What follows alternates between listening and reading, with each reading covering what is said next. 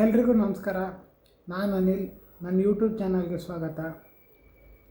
ಇವಾಗ ಯಾರ್ಯಾರು ಹೊಸ ಮೊಬೈಲ್ನ ಪರ್ಚೇಸ್ ಮಾಡಬೇಕಂತಿರ್ತಾರೆ ಮತ್ತು ಯಾವ್ದಾರ ಒಂದು ಮೊಬೈಲ್ ತಗೊಬೇಕಂತಿರ್ತಾರೆ, ಅವ್ರಿಗೆ ನಾನು ಹೇಳೋದು ಏನಂತಂದರೆ, ಈ ಮೊಬೈಲ್ ತಗೋಬೇಕಾದ್ರೆ ನಿಮ್ಮ ಬಜೆಟ್ ಎಷ್ಟಿದೆ, ಮತ್ತು ಆಮೇಲೆ ಯಾವ ಕಂಪ್ನಿ ತಗೊಂಡ್ರೆ ಬೆಟರು, ಮತ್ತು ಆಮೇಲೆ ಆ ಕಂಪ್ನಿ ತಗೊಳ್ಳೋದ್ರಿಂದ ನಮಗೇನಾದ್ರು ಬೆನಿಫಿಟ್ ಇದೆಯಾ, ಮತ್ತು ಯಾವ ರೀತಿ ನಾವು ದುಡ್ಡು ಇನ್ವೆಸ್ಟ್ಮೆಂಟ್ ಮಾಡ್ತಿದ್ದೀವಿ, ಆಮೇಲೆ ನಾವು ಆ ಪ್ರೊಸೆಸರ್ನ ಯೂಸ್ ಮಾಡ್ತೀವ, ಮತ್ತು ಅದಾದಮೇಲೆ ನಮಗೆ ಆ ಮೊಬೈಲಿಂದ ಏನಾರ ಯೂಸ್ ಇದೆಯಾ ಅಂತ ಎಲ್ಲ ನೋಡ್ಕೊಂಡು ತಗೊಳ್ಳೋದು ತುಂಬ ಬೆಟರು. ಅದಾದಮೇಲೆ ನಾನು ಇನ್ನೊಂದು ಹೇಳೋದ್ರಿಂದ ಏನಂದರೆ, ಇವಾಗ ಅಮೌಂಟು ಜಾಸ್ತಿ ಇದೆ, ಫ್ಲ್ಯಾಗ್ಶಿಪ್ ಮೊಬೈಲ್ ತಗೋಬೇಕು ಅಂತೇಳಿ ಸುಮ್ಮನೆ ಅದ್ರ ಮೇಲೆ ಇನ್ವೆಸ್ಟ್ಮೆಂಟ್ ಮಾಡಿ ನೀವು ಇವಾಗ ಒಂದು ಮೊಬೈಲ್ ತಗೊತಿದ್ದೀನಿ ಅಂದರೆ ಆ ಮೊಬೈಲು ನಮಗೆ ಯೂಸ್ ಇದೆಯಾ, ಅದನ್ನು ನಾವು ಬಳಸ್ತೀವ ಕರೆಕ್ಟಾಗಿ, ಆಮೇಲೆ ನಾವು ಏನು ಬಳಸಲ್ಲ, ಒಂದು 2-3 ಆ್ಯಪ್ ಬಳಸ್ತೀವಂದರೆ ಅದು ವೇಸ್ಟ್ ಆಗುತ್ತೆ. ಮತ್ತು ಅದಾದಮೇಲೆ ಇವಾಗ ಫ್ಲ್ಯಾಗ್ಶಿಪ್ ಮೊಬೈಲಲ್ಲಿ ಎಲ್ಲ ಕ್ಯಾಮ್ರಾ ಎಲ್ಲ ಚೆನ್ನಾಗಿರುತ್ತೆ, ಎಲ್ಲದರಲ್ಲೂ ಅದು ಟಾಪ್ ಆಗಿರುತ್ತೆ. ಆದರೆ ನಾವು ಅದರಲ್ಲಿರೋದನ್ನ ಏನು ಬಳಸೋದೇ ಇಲ್ಲ ಅಂದರೆ ಆ ಮೊಬೈಲ್ ವೇಸ್ಟು. ಹಂಗಾಗಿ ನಾನು ಹೇಳೋದೇನಂತಂದರೆ, ನಿಮಗೇನು ಬೇಕಾಗಿದೆ, ಮತ್ತು ಆಮೇಲೆ ನಿಮ್ಗೆ ಯಾವ ರೀತಿ ಫೀಚರ್ಸ್ ಬೇಕಾಗಿದೆ, ನೀವು ಎಷ್ಟೊತ್ತು ಮೊಬೈಲ್ ಬಳಸ್ತೀರಾ, ಆಮೇಲೆ ನಿಮ್ಮ ನೆಸೆಸಿಟಿ ಏನು, ಅದ್ರ ಮೇಲೆ ಪ್ರಕಾರ ನಿಮ್ಮ ಮೊಬೈಲ್ ತಗೊಂಡ್ರೆ ಭಾರಿ ಬೆಟರ್ ಆಗಿರುತ್ತೆ. ನಿಮ್ಮ ದುಡ್ಡು ಕೂಡ ಉಳಿತತೆ. ಆಮೇಲೆ ಸುಮ್ಮನೆ ದುಡ್ಡಿದೆ ಅಂತ ಮೊಬೈಲ್ ಮೇಲೆ ಇನ್ವೆಸ್ಟ್ಮೆಂಟ್ ಮಾಡಿದ್ರೆ ಕೂಡ ವೇಸ್ಟ್ ಆಗುತ್ತೆ. ಮತ್ತು ಅದಾದಮೇಲೆ ಇನ್ನೊಂದು ಏನಂತಂದರೆ, ಇವಾಗ ಇತ್ತೀಚಿನ ದಿನಗಳಲ್ಲಿ ಯಾರು OS ಅಪ್ಡೇಟ್ಗಳು ಕೂಡ ಜಾಸ್ತಿ ಯಾರೂ ಬಿಡೋದಿಲ್ಲ. ಆದರೆ ಎರಡೇ ಕಂಪ್ನಿಗಳು ಕೂಡ ಸ್ವಲ್ಪ ಜಾಸ್ತಿ OS ಅಪ್ಡೇಟ್ಸ್ನ ಬಿಡ್ತಾ ಇದ್ದಾರೆ, ಆ್ಯಪಲ್ಲು ಮತ್ತು ಸ್ಯಾಮ್ಸಂಗ್ ಮಾತ್ರನೇ.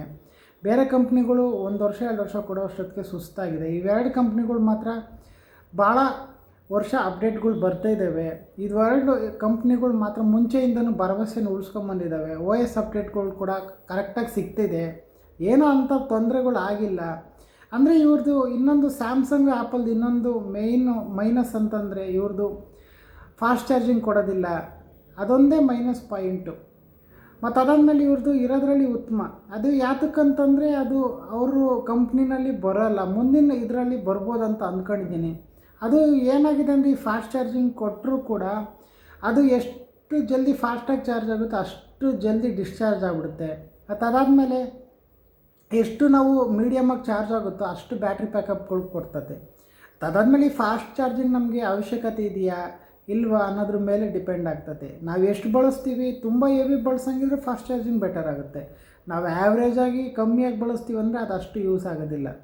ಹಂಗಾಗಿ ನಾನು ಇದ್ರ ಬಗ್ಗೆ ಹೇಳ್ತಿದ್ದೀನಿ. ಮತ್ತು ಅದಾದಮೇಲೆ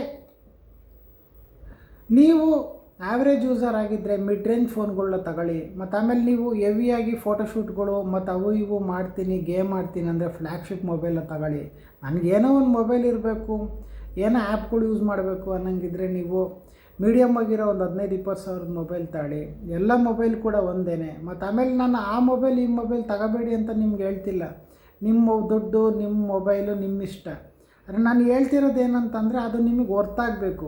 ಇವಾಗ ಎಲೆಕ್ಟ್ರಾನಿಕ್ಸ್ ಗೂಡ್ಸ್ ಮೇಲೆ ನಾವು ಇನ್ವೆಸ್ಟ್ಮೆಂಟ್ ಮಾಡಿದ್ರೆ ಅದ್ರ ಬಗ್ಗೆ ನಮಗೇನು ಅದರಿಂದ ಸಿಗೋದಿಲ್ಲ. ಅದು ಒಂದು ಸಾರಿ ಶೋರೂಮಿಂದ ಆಚೆ ಬಂದುಬಿಟ್ರೆ ಅದಕ್ಕೇನು ಬೆಲೆ ಕೂಡ ಇರೋದಿಲ್ಲ. ಎಲೆಕ್ಟ್ರಾನಿಕ್ಸ್ ಗೂಡ್ಸ್ ಅಂದ್ರೇ ಅಷ್ಟು ಏನು ಮಾಡೋದಕ್ಕಾಗೋದಿಲ್ಲ.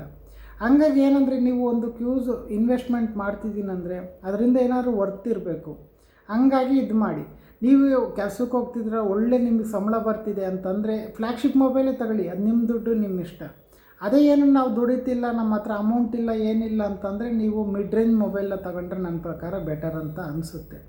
ಹಂಗಾಗಿ ಈ ವಿಡಿಯೋ ನಿಮಗೋಸ್ಕರ ಮಾಡ್ತಿದ್ದೀನಿ, ಮತ್ತು ಆಮೇಲೆ ನಿಮ್ಗೆ ಹೆಲ್ಪ್ ಆಗುತ್ತೆ ಅಂತ ಮಾಡಿದ್ದೀನಿ. ನನಗೇನು ತಿಳಿಯುತ್ತೋ ಅದನ್ನ ನಾನು ಮಾತಾಡಿದ್ದೀನಿ.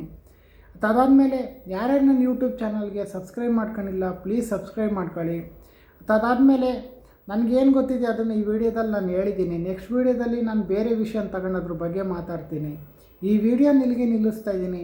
ಯಾರಾದರೂ ನನ್ನ ವಿಡಿಯೋನ ಇಷ್ಟ ಆದರೆ ಲೈಕ್ ಕೊಡಿ, ಏನಾದರೂ ಹೇಳಂಗಿದ್ರೆ ಕಮೆಂಟ್ ಮಾಡಿ. ಈ ವಿಡಿಯೋ ಇಲ್ಲಿಗೆ ನಿಲ್ಲಿಸ್ತಾ ಇದ್ದೀನಿ. ಎಲ್ರಿಗೂ ಧನ್ಯವಾದಗಳು. Thank you so much.